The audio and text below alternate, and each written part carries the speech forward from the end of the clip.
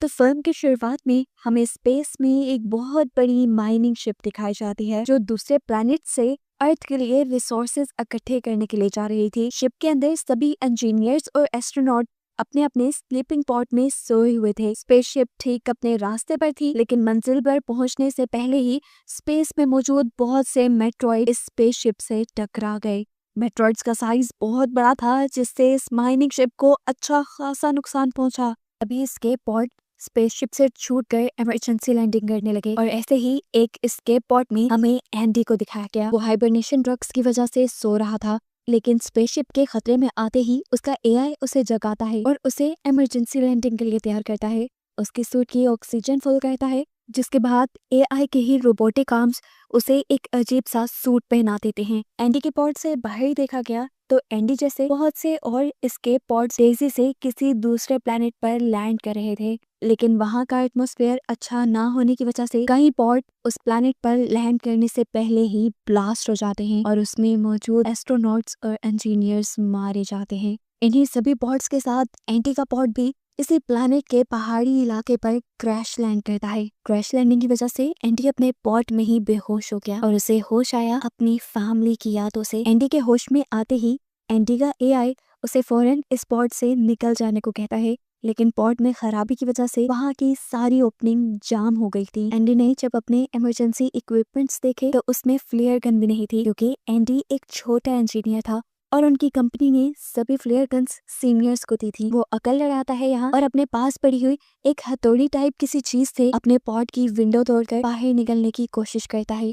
लेकिन खिड़की के टूटे हुए कांच ने उसके सूट को डैमेज करना शुरू कर दिया था, जिसमें से ऑक्सीजन बाहर निकलने लगी थी। और उसने अंदर आकर अपने सूट को सील किया और तभी उसके एआई ने उसे बताया कि तुम्हारा पॉड जलने लगा है, जान बचानी है तो जल्दी इसमें से बाहर निकलो। बिना एक भी मिनट जाया किए वो अब पॉड से बाहर निकल ही आया, जिसके बाद उसका पॉड तबाह हो गया और अचानक उसे आसमान में आग भी जलती हुई दिखाई दी। हवा में उड़ती हुई ये आग उसी की तबाह हुई स्पेसशिप थी जो इसी प्लेनेट पर आकर गिर जाती है। उसके गिरने की वजह से यहाँ पे एक बहुत बड़ा धमाका सुनाई देता है, जिसकी लहर ने एंडी को भी उठाकर कई किलोमीटर यहाँ से दूर फेंक दिया था। इस सब के बाद जब एंडी को होश आया तो एंडी ने अपने एआई से पूछा कि वो इस टाइम कहाँ है। उसका एआई बताता है कि वो एक अननोन जगह पर है, एक ऐसे प्लेनेट पर है जिसे अभी किसी ने डिस्कवर ही नहीं किया। एंडी जब बाकी सर्वाइवर्स के बारे में पूछता है तो उसके बारे में भी अब एआई को कुछ पता नहीं था, क्योंकि सभी उससे काफी दूर थे। नाचार वो यहाँ बैठने ही वाला था कि उसे कुछ दूरी पर रोशनी दिखाई दी, जिस रोशनी की तरफ उसने बढ़ना शुरू किया। रास्ते में उसे उसकी शिप भी दिखाई दी जो बुरी तरह तबाह हो चुकी थी। वो इसे इग्नोर करते हुए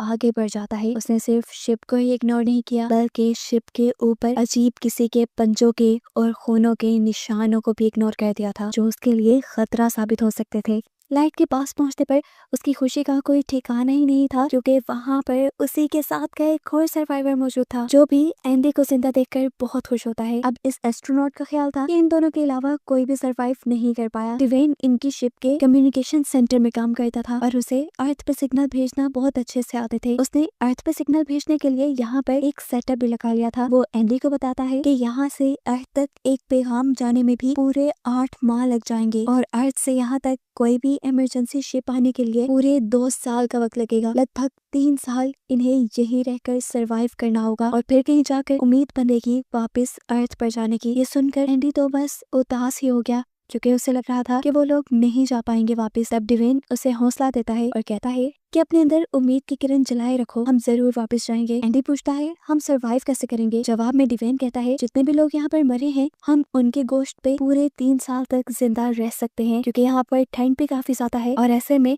डेड बॉडीज खराब भी नहीं होंगी। ना चाहते हुए भी एंडी को उसकी सारी बातें माननी पड़ती हैं। इनकी इन्हीं बातों के दौरान एंडी का पाँव एक वायर में फंसता है और वायर इक्विपमेंट से उतर जाते हैं, जिसे लगाने के लिए एंडी पीछे मुड़ जाता है। जब वो वायर लगा रहा था तो हमें देखने को मिला एक अजीब बड़ी सी क्रिएचर ने उसके साथी के ऊपर हमला करके वो उसे वहां से ले गया। और एंडी ने जब पीछे देखा तो उसका साथी कहीं भी नहीं था। वो कंफ्यूज हो गया कि आखिर इतनी जल्दी कोई गायब कैसे हो सकता है। वो तो चला गया था, लेकिन अब एंडी को तो अर्थ पर मैसेज भेजना था। वो डिवेन के बताए हुए तरीके से उसकी मशीन इस्तेमाल करता है और अर्थ पर मैसेज भेज देता है। यहाँ से उसने डिवेन की गन भी ले ली थी, क्योंकि आगे चलने पर ये इसके बहुत काम आने वाली थी। आगे बढ़कर यहाँ रहने के लिए एंडी अब कोई ठिकाना ढूंढ रहा था। लेकिन दूर दूर तक उसे कोई ठिकाना नजर नहीं आता। उसका एआई उसे बताता है कि उसके सूट में अब इतनी ज्यादा ऑक्सीजन भी नहीं रही। ये सुनकर उसकी फ्रस्ट्रेशन और बढ़ जाती है और वो जोर जोर से चिल्लाने लगता है। लेकिन तभी उसके रेडियो पर उसे किसी की आवाज सुनाई दी। ये नाओमी की आवाज थी, उसकी सीनियर एस्ट्रोनॉट जो भी सर्वाइव कर गई थी। इस टाइम नाओमी उससे कॉन्टेक्ट करके और उसे बताती है कि मेरी टांग मेरे पॉट में फंस गई है, प्लीज आकर मुझे बचाने में मेरी मदद करो। लेकिन एंडी का एआई स्कैन करके बताता है कि नाओमी का पॉट उससे इतना दूर है कि 2 दिन उसे चलकर जाने में लग जाएंगे और इतनी ऑक्सीजन उसके पास नहीं है। तब नाओमी उससे कहती है तो मेरे पास आओ, मेरी मदद करो, मेरे पास ऑक्सीजन काफी है जिससे हम दोनों जिंदा रह सकते हैं। अपने एआई की बातों को इग्नोर करते हुए वो नाओमी की जान बचाने के लिए निकल चुका था। दिन से रात हो गई, चलते चलते वो थक भी गया और तभी उसे अचानक पीछे से खौफनाक किसी के हुर्राने की आवाज आई। पीछे मुड़कर जब उसने देखा तो उसे तो वहाँ कोई नजर नहीं आ रहा था। उसने एआई को भी स्कैन करने को कहा, लेकिन एआई भी अंधेरे में ज्यादा कुछ नहीं स्कैन कर पाया और एआई ने वजह बताई कि कंपनी ने जूनियर्स को पुराने मॉडल का एआई दिया था जो अंधेरे में ज्यादा स्कैनिंग नहीं कर सकते और ये सब उन्होंने पैसा बचाने के लिए किया था। ये सुनकर एंडी को और शौक लगता है। एंडी को लग रहा था कि यहाँ कहीं कोई क्रिएचर है, लेकिन एंडी ने इसे अपना वहम समझा क्योंकि कोई क्रिएचर अभी तक उसने अपनी आंखों से नहीं देखी थी। थोड़ी आगे बढ़ने पर उसे जमीन पे अजीबोगरीब होल दिखाई दिए जो किसी के पाँव के निशान लग रहे थे। इनका पीछा करते हुए वो आगे पहुंचा तो उसे एक बहुत बड़ा होल दिखाई दिया और वो समझ गया कि यहाँ पर मकड़ी की तरह की कोई क्रिएचर रहती है और ये बात वो नाओमी को भी इन्फॉर्म कर देता है। डरकर वो यहाँ से भागने ही वाला था कि तभी उसके एआई ने स्कैन करके बताया कि उसके बहुत से मेंबर्स यही आसपास उसके इर्द गिर्द ही हैं। वो देखता है कि उसके वो मेंबर्स चलते हुए उसके करीब भी आ रहे थे और जब वो रेडियो के जरिए उनसे कांटेक्ट करने की कोशिश कर रहा था तो किसी ने भी उसे रिस्पॉन्ड नहीं किया और वो समझ गया कि जरूर उसके सभी साथियों को इन स्पाइडर जैसे एलियंस ने हमला कर खा लिया होगा और उनके पेट के अंदर से ही ये सारे सिग्नल आ रहे हैं। अभी वो यही सब सोच रहा था कि उसे दोबारा से वही खौफनाक आवाजें अपने आसपास से सुनाई देने लगी, जैसे कोई क्रिएचर एलियन उसकी तरफ बढ़ रही हो। वो अपने हेलमेट की लाइट भी बंद कर देता है और वहीं छुप जाता है, लेकिन क्रिएचर शायद अभी भी उसे देख पा रही थी। वो उसकी तरफ बढ़ रही थी जिससे बचने के लिए एंडी अपने हाथ में पकड़ी हुई फ्लेयर गन से उसके ऊपर हमला कर देता है। जहाँ रोशनी होने पर सारी क्रिएचर्स उसे देख लेती हैं और सभी उसके पीछे पड़ जाती हैं और ऐसे उसे ये बात पता चल जाती है कि एलियंस रोशनी में उन्हें ज्यादा अच्छे से देख पाएंगे। खैर जितने भी एलियंस उसके पीछे पड़े थे उनसे बचने के लिए ये भागने लगा और भागते भागते एक बड़ी सी पहाड़ी से नीचे गिर गया। हैरानकुन तौर पर इतने बड़े हादसे के बाद भी एंडी बच गया था। ऊपर से वो क्रिएचर उसके ऊपर गुर्रा रहा था क्योंकि वो क्रिएचर नीचे नहीं आ सकता था और उसके पेट में हम 4 एंडी जैसे और लोगों के भी सिग्नल देख पा रहे थे। यहाँ गिरने के बाद एंडी का सूट फट चुका था, उसके सूट से ऑक्सीजन बाहर निकल रही थी, इसीलिए वो अपने एक स्प्रे से अपने सूट को सील करता है और तभी उसे रेडियो में किसी की आवाज सुनाई देती है। ये ड्वेन था जिसे हमने पहले भी देखा था। ड्वेन उसे कहता है मेरी मदद करो, मैं इस क्रिएचर से लड़ रहा हूँ। एंडी भी ये जानकर हैरान हुआ था कि ड्वेन अभी तक जिंदा है, लेकिन अभी उसके अंदर इतनी हिम्मत नहीं थी कि वो पहाड़ी पर चढ़कर दोबारा उस क्रिएचर के पास जाए और ड्वेन की मदद करे। तब नाओमी उसे हौसला देती है और कहती है मैं जानती हूँ तुम थक तो गए होगे, लेकिन तुम्हें ड्वेन की मदद करनी चाहिए ताकि हमारे सर्वाइवल के चांसेस और बढ़ जाएं। ये सोचकर और नाओमी की बात मानते हुए वो पहाड़ी के ऊपर चढ़ने लग जाता है। ऊपर पहाड़ी पर चढ़ने के बाद उसने देखा कि ड्वेन बड़ी बहादुरी से एक टाइम में दो क्रिएचर से लड़ा और फ्लेयर गन से उनके ऊपर हमला कर रहा था। उसने जैसे ही एंडी को देखा तो थोड़ा सा डिस्ट्रैक्ट हो गया और पीछे से आने वाली एक क्रिएचर ने उसे पकड़ कर मार डाला। जहाँ पर क्रिकेटर्स भी एंडी को देख चुके थे, वो लोग अब एंडी की तरफ उसे मारने के लिए बढ़ते हैं और एंडी को बचाने के लिए यहाँ नाओमी अपने एआई के जरिए बाकी सारे पॉड्स का एआई सिस्टम ऑन कर देती है, जिनसे उन सभी पॉड्स की लाइट ऑन हो जाती है और ये सारे की सारी क्रिएचर उन पॉड्स की तरफ डिस्ट्रैक्ट हो जाती हैं और ऐसे एंडी को भागने का मौका मिल जाता है। भागते हुए एंडी एक अजीब सी जगह पर आ गया था। ये जगह पहाड़ों के दरमियान बनी बेइंतहा खूबसूरत थी। यहाँ पर पर्पल कलर के जुगनू थे। कुछ देर के लिए तो एंटीन की खूबसूरती में खो गया। अचानक एक जुगनू आकर उसके हेलमेट पर बैठ गया। हेलमेट पर बैठते ही उस जुगनू का रंग लाल हो गया और ऐसे ही बहुत सारे जुगनू अब उसके सूट पे भी आकर बैठ गए। सूट पर बैठते ही इन सारे जुगनुओं ने उसके सूट को डैमेज करना शुरू कर दिया था, जिससे वो जान गया कि ये जुगनू भी खतरनाक हैं। इसीलिए फौरन इन जुगनुओं को अपने सूट से हटाते हुए वो यहाँ से भाग निकला। भागते हुए अब उसका पाँव एक अजीब से एक कीड़े में आ फंसा था। उसने देखा कि ये कोई गड़ा नहीं था बल्कि एक मॉन्स्टर ही था, एक बड़े से मुंह वाला मॉन्स्टर जो उसे पकड़ कर निकलने लगा।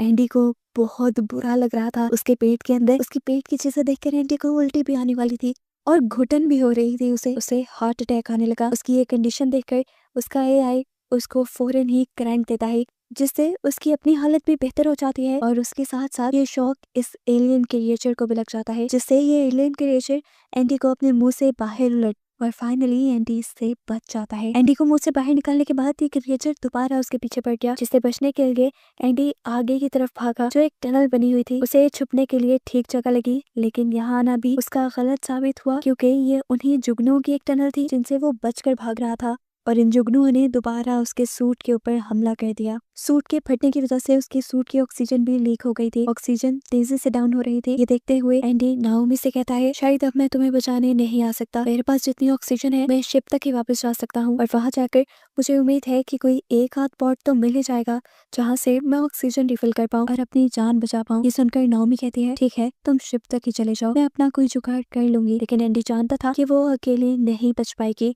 इसीलिए वो अपनी जान खतरे में डालकर नाओमी को ही बचाने का सोचता है और तेजी से भागता है नाओमी की तरफ, ताकि जल्द से जल्द वो नाओमी के पास पहुंच जाए। नाओमी के बहुत करीब पहुंचते ही उसकी ऑक्सीजन बिल्कुल कम हो गई थी, लेकिन फिर भी वो किसी तरह अपने आप को घसीटते हुए नाओमी तक पहुंच ही गया और नाओमी के पॉट पे आने के बाद वो बिल्कुल बेहोश होते हुए नीचे गिर। नाओमी फौरन अपने पॉट का दरवाजा खोलकर एंडी को अंदर ले लेती है और ऑक्सीजन मिलने पर एंडी को होश आ जाता है। यहाँ एंडी देखता है कि नाओमी का पाँव फंसा हुआ था, इसीलिए वो निकल नहीं पा रही थी। वो एंडी के पाँव को जब निकालने की कोशिश करता है तो एंडी को बहुत दर्द हुआ। यहाँ पे कोई ऐसी चीज भी नहीं थी जिससे ये लोग उसके पाँव को छुड़ा सकते। तब नाओमी की इमरजेंसी केस को खोलकर दो चार चीजों को मिलाते हुए एंडी एक लीवर बनाता है और उसकी मदद से वो नाओमी की टांग को बाहर निकालने में कामयाब हो जाता है। इतना बुरा फंसने की वजह से उसकी टांग हल्की सी फ्रैक्चर हो गई थी, लेकिन ये तो शुक्र था कि उसकी जान बच गई। ये लोग अब अपने रिपेयरिंग स्प्रे और फ्लेयर गन को लेकर यहाँ से बाहर निकलते हैं। जहाँ बाहर निकलते ही बहुत सारे क्रिएचर्स ने उन्हें आसपास से घेर लिया था। उनसे बचने के लिए इन दोनों को यहाँ से भागना था, लेकिन नाओमी के तो पाँव में दर्द था। तब उसका एआई उसे एक हाई डोज मेडिसिन इंजेक्ट करता है, जिससे उसे दर्द का एहसास ना हो और ये लोग भागते रहते हैं। इन्होंने अक्लमंदी ये दिखाई कि अपनी डायरेक्शन को शिप की तरफ रखा और आखिर ये लोग शिप के उस हिस्से तक पहुंच गए जो थोड़ा सा ठीक हालत में था। यहाँ पर नाओमी इसी तरह शिप के एक कंपार्टमेंट को खोलने की कोशिश करती है और थोड़ी देर में वो कामयाब भी हो जाती है। अब ये शिप के अंदर गए थे कि बहुत सारे क्रिएचर इनके पीछे आ गए और नाओमी ने फौरन शिप का दरवाजा बंद कर दिया, जिससे उस क्रिएचर का आधा जिस्म कट के रह गया। ये देखकर एंडी को उल्टी आने वाली थी, लेकिन उसने बहुत मुश्किल से अपने आप पर कंट्रोल पाया और आगे की तरफ बढ़ा। इन लोगों ने काफी देर बाद सुकून का सांस लिया था। इससे पहले कि यहाँ पर कुछ बातें कर पाते, इन्हें देखने को मिलता है कि इनकी इस स्पेसशिप के अंदर पहले से ही एक दो क्रिएचर आकर बैठ गई थी, जो अब इनके पीछे पड़ जाती हैं। इनसे बचने के लिए ये लोग जल्दी से एक और कैबिन में जाकर वहां का दरवाजा बंद कर लेते हैं और इन्हें पता चलता है कि यहाँ पर आकर तो इन्होंने सबसे बड़ी गलती कर दी, क्योंकि ये एक गैस चैम्बर था। बेबसी में एंडी दरवाजे को मारने लगा, लेकिन कि दरवाजा खुल नहीं रहा था। यहाँ फंसने के बाद इनके पास कोई और रास्ता नहीं था सिवाय इसके कि ये लोग आपस में ही एक दूसरे से बातें करें। नाओमी उससे कहती है, तुम इतने नाउम्मीद क्यों हो, हर वक्त मरने की बातें क्यों करते हो? जिस पर एंडी कहता है, मरना ही बेहतर है। नाओमी उससे कहती है, मैं जानती हूँ इसके पीछे कोई बहुत बड़ी वजह होगी। क्या तुम्हारी फैमिली? ये सुनकर वो उसे अपनी फैमिली की वीडियो दिखाता है। एक हैप्पी फैमिली थी उसकी वाइफ और बेटा उससे बहुत प्यार करते थे, लेकिन एक दिन उनका एक्सीडेंट हुआ जिसमें वो दोनों मारे गए और एंडी बच गया। एंडी उससे कहता है, वो सब मेरी ही गलती थी, मुझे मर जाना चाहिए था, लेकिन उनको नहीं। ये सुनकर नाओमी कहती है, जो होता है अच्छे के लिए ही होता है। ये लोग अब एक दूसरे को यहाँ पर गले लगाते हैं, क्योंकि इन्हें लग रहा था कि ये इनकी जिंदगी के आखिरी लम्हे हैं। लेकिन तभी नाओमी नोटिस करती है कि एंडी के सूट पर वो जुगनू थे जो पहले भी उसके सूट पर हमला कर रहे थे। वो इन जुगनू को उठाती है और अपने दरवाजे पे फेंकते हैं, जिससे ये जुगनू दरवाजे के साथ साथ दरवाजे के पीछे खड़े एलियन के ऊपर भी हमला कर देते हैं, जो एलियन बार बार इस दरवाजे को तोड़ने की कोशिश कर रहा था। अब दरवाजा खुल चुका था, इन्हें यहाँ से बचने के लिए कहीं और भागना था। ये लोग जब बाहर की तरफ भागे तो एक और क्रिएचर इनके पीछे पड़ गई। इससे ये लोग कैसे जान छुड़वाते? तब नाओमी को एक आइडिया आता है। वो कहते हैं कि हम लोग इसे स्केप पॉड के नीचे ले जाकर मार देंगे, लेकिन इमरजेंसी स्केप पॉड के छूटने में भी 15 मिनट लग जाते थे। इसीलिए ये लोग प्लान बनाते हैं और एंडी डिसाइड करता है पहले स्केप पॉड तक पहुंचने का। स्केप पॉड स्पेसशिप के निचले हिस्से में था और वहां तक जाने के लिए इन्हें काफी टाइम लग जाता, लेकिन जब ये देखते हैं कि वो क्रिएचर इनके पीछे है तो ये दोनों बिना डरे जंप कर देते हैं और वो क्रिएचर भी अपने बड़े बड़े पाँव स्पेसशिप में फंसाते हुए इनके पीछे आ जाती है। एंडी स्केप पॉड में बैठकर उसे ऑन करने की कोशिश करता है, जबकि नाओमी अपने आप को एक ट्रैप के अट्रैक्शन की तरह बनाकर क्रिएचर को अपने पीछे लगाते हुए उस एस्केप पॉड तक लेकर आती है, जिसमें एंडी उसे रिलीज करने के लिए बैठा था। क्रिएचर के ठीक एस्केप पॉड के नीचे आते ही एंडी के एस्केप पॉड भी रिलीज हो जाता है और फाइनली इनकी जान उस क्रिएचर से बच जाती है। एस्केप पॉड के नीचे गिरने की वजह से ऊपर एक बहुत बड़ा शॉक लगा था। हमें पता चला था कि इस एस्केप पॉड में इतनी एनर्जी नहीं थी कि वो रिलीज कर पाए। उसको एनर्जी देने के लिए एंडी ने अपने सूट की सारी एनर्जी यूज कर ली, जिसके नतीजे में अब वो मारा गया था। उसने सेक्रीफाइस